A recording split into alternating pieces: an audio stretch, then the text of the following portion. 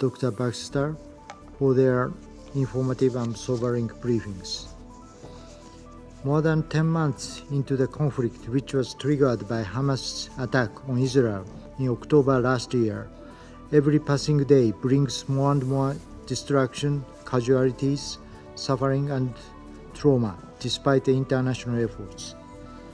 The hostages and their loved ones have been living in an unendurable state of fear and uncertainty that increases day by day. The hostages must be freed and returned to their family.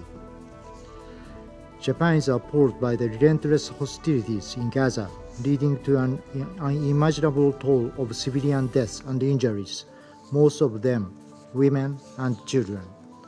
We remain gravely concerned about the catastrophic humanitarian situation. Palestinians face endless evacuation orders by the Israel Defense Forces, on top of suffering from hunger and lack of access to water, medicine, and shelter. Gaza's children have lost 1 year of education. Humanitarian aid workers must be protected in accordance with the international humanitarian law. The repeated attacks against them that we have seen are totally unacceptable. The spread of disease, in particular the risk of polio, is deeply alarming. Japan welcomes the announcement of the WHO and UNICEF of their plan to launch 2 rounds of polio vaccinations starting at the end of this month. We expect Israel to ensure a safe and effective delivery of the necessary doses and encourage collaborative efforts by COGAT in this regard. Mr. President, tensions are boiling beyond Gaza.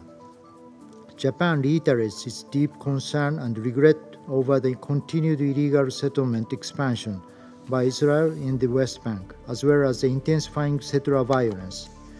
In this vein, Japan has recently introduced sanctions against the violent settlers. Their conduct undermines the viability of a two-state solution and cannot be condoned. We also express grave concern over the dangerous escalation caused by Hezbollah, the Houthi, and other military groups. All sides must step back from the brink, avoid bellicose rhetoric, and de-escalate the situation.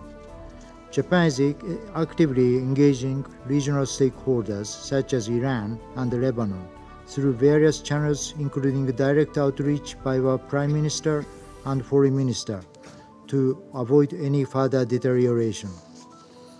Mr. President, a ceasefire in Gaza is essential to bring an end to this nightmare and restore much-needed peace and stability in the Middle East. The latest round of negotiation is critical, and we highly appreciate the tireless diplomatic efforts led by the US, Egypt, and Qatar. Now is the time to achieve a long-awaited ceasefire, bring hostages back, and expand aid delivery across Gaza at scale.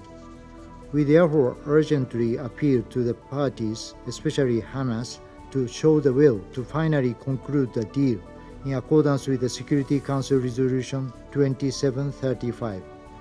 The violence must stop immediately. Mr. President, even at the time of devastation, we must not lose sight of the future. Japan reiterates its unwavering commitment to the vision of the two-state solution where Israel and Palestine live side by side in peace with secure and recognized borders consistent with international law and relevant UN resolutions. In this regard, we stress the importance of unifying the Gaza Strip with the West Bank under the Palestinian Authority, and we will spare no effort to revitalize the PA toward that end. Only in this way can this decades-long tragic dispute finally be resolved. I thank you.